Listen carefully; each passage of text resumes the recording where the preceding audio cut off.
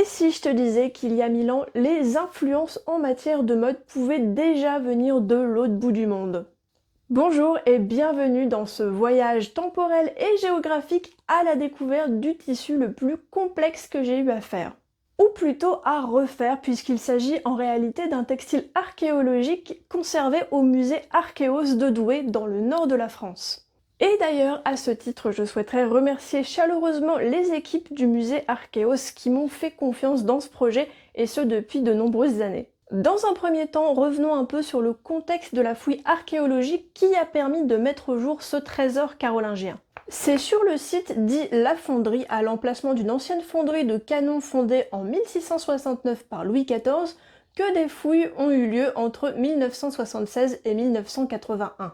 La nature du sol à cet endroit a permis de préserver de nombreux restes organiques quasiment intacts, permettant de remonter les différentes périodes d'occupation avec une grande précision. Et c'est là, au cœur d'une résidence carolingienne prestigieuse, qu'on a découvert les restes d'un costume de soirée d'une finesse exceptionnelle. Le premier rapport d'analyse de ces restes attribue ce costume au comte de Flandre. En effet, Arnoux Ier, le premier des comtes de Flandre, fut l'un des occupants de cette forteresse avant de perdre le territoire de Douai de 965 à 986. Territoire qui sera de nouveau récupéré au profit des comtes de Flandre par Arnoux II, son petit-fils. Chacun des occupants successifs a construit des aménagements contribuant à améliorer et agrandir la place forte. Toutefois, les particularités de ce textile suggéreraient un propriétaire bénéficiant d'un statut social, politique et diplomatique permettant des relations commerciales avec les plus grands empires de l'époque. Et à votre avis, qu'est-ce qui peut bien se trouver au-dessus des comtes de Flandre autour de l'an 1000? Et pour découvrir à quel point le propriétaire d'origine est quelqu'un de puissant, remontons la piste jusqu'aux origines de ce textile. L'une des particularités de ce magnifique ouvrage est qu'il est recouvert sur sa quasi-totalité d'une espèce de croûte rouge violacée. Malheureusement, il n'y a pas eu d'analyse chimique plus poussée et en m'appuyant sur les seules théories du rapport, j'ai pu établir des similitudes avec certains textiles de la même période du côté de Byzance. Ce qui est extrêmement logique parce que Byzance pour l'Europe carolingienne c'est the place to be. La cour de Byzance, c'est les influenceurs de l'époque, au point que toute la noblesse européenne, en particulier les Francs, s'en inspire très largement. Donc un comte de Flandre avec du textile byzantin, ça sonne assez dans le thème de l'époque. Et il serait possible qu'à la manière des textiles moyen-orientaux, notre galon ait été souligné d'un fin trait de peinture. Et sur une base de gomme arabique, les recettes de peinture les plus prisées du Moyen-Orient à cette époque sont un mélange de garance et d'indigo ou de garance toute seule. Ce qui coïnciderait totalement avec les couleurs du textile retrouvé, à savoir un rouge violacé prononcé. Pour ma part, j'ai eu la chance de récupérer de la laque de garance en provenance de l'atelier de Mickey. En effet, c'est la thématique d'atelier qu'elle avait proposée lors de notre semaine d'animation au musée Archéos justement. Mais cette couche de peinture est-elle suffisante pour décréter officiellement que notre petit galon est effectivement originaire de Byzance? Parlons maintenant de la technique de tissage mise en œuvre pour réaliser cette pièce étonnante. D'après le rapport d'analyse, l'appellation de cette technique est taffetas à poil traînant. Comme j'imagine que ce terme doit avoir l'air assez abstrait, voyons les choses autrement. Il faut imaginer une sorte de millefeuille de fil. Il y a la couche de base qui est constituée d'une toile de soie, donc le type de tissage le plus classique. Chaque fil, classé par groupe pair ou impair, se croise, une fois au-dessus, une fois en dessous. Et en dessous de cette toile, un second groupe de fils est laissé traînant ou dormants, c'est-à-dire qu'ils ne vont passer par-dessus la toile que pour faire apparaître le motif selon un schéma régulier. Cette façon de faire apparaître le motif en tirant sur chaque fil un par un pour les ramener au-dessus nécessite un système particulier nommé métier à la grande tire. Et au Xe siècle, ce type de métier, qui nécessite par ailleurs le concours de 2 artisans, n'est encore apparu qu'en Chine. Cependant, un autre indice, capital s'il en est, tend à confirmer le lieu de fabrication de ce textile. En effet, les presque 30 à 50 heures de comptage des fils pour restituer le potentiel motif ont donné une ribambelle de svastika.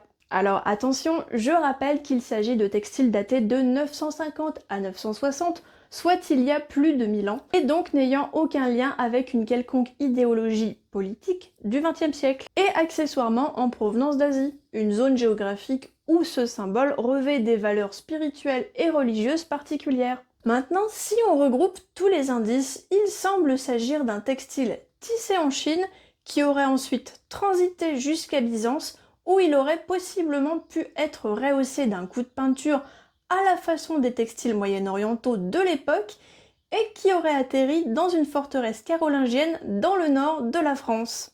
Ce que je ne vous ai pas encore dit, c'est qu'à la mort de Arnaud Ier, en 964, la résidence tombe sous la domination du roi Lothaire, qui occupera les lieux de 965 à 986, et y fera pas mal de travaux, notamment en construisant la structure dans laquelle on a précisément découvert ce tissu. Et d'après la documentation post-fouille de Pierre de Molon et Étienne Louis, ces derniers attribuent en effet le textile retrouvé à Lothaire, qui avait certainement une influence plus grande que celle des comtes de Flandre et pouvait acquérir ce genre de pièces soit par cadeau diplomatique ou voie commerciale. Je précise que je ne suis pas archéologue et encore moins historienne spécialiste du textile oriental ni asiatique. Je suis seulement artisane spécialisée sur les techniques historiques européennes. Mes déductions se basent essentiellement sur le rapport d'analyse que m'a remis le musée Archéos et mes recherches ont simplement permis de suggérer cette hypothèse.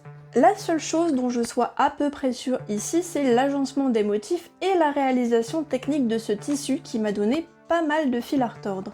Et pour illustrer toute la complexité de cette réalisation, je te laisse apprécier ces quelques images que j'ai prises au cours du travail. Que ce soit pour la partie tissage ou pour la peinture du textile en question, j'ai essayé de retrouver les techniques tout en les adaptant à certaines contraintes. En effet, pour la partie tissage, je n'ai pas à ma disposition de métier à la grande tire.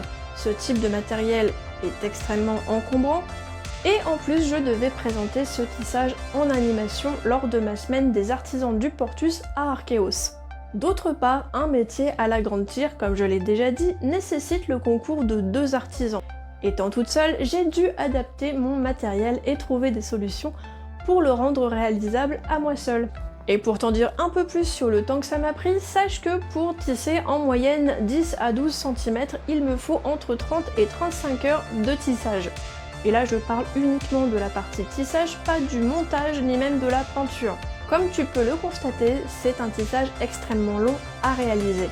Mais qu'en est-il du temps de travail pour l'époque? Est-ce que c'était aussi impressionnant? Est-ce que les artisans de l'époque allaient un peu plus vite? Alors pour répondre à cette question, je me suis un peu penchée sur le travail des tisserands de soie fine, généralement qui travaillent dans le luxe. Et d'après leurs témoignages, il semblerait que la plupart des chefs de ces entreprises s'estiment heureux quand leurs ouvriers réalisent entre 1 et 5 cm de tissu par jour, selon le type de tissu et la technique. Ce qui correspond à peu de choses près à ce que je suis capable de faire avec ce type de tissage. Partant de ce constat, et compte tenu du fait que le matériel n'a pas forcément beaucoup évolué en 1000 ans pour ce type de tissage quand il est réalisé à la main, on peut estimer que les artisans de l'époque carolingienne avaient potentiellement à peu près le même rendement que ce qui se fait actuellement pour le même type de tissage.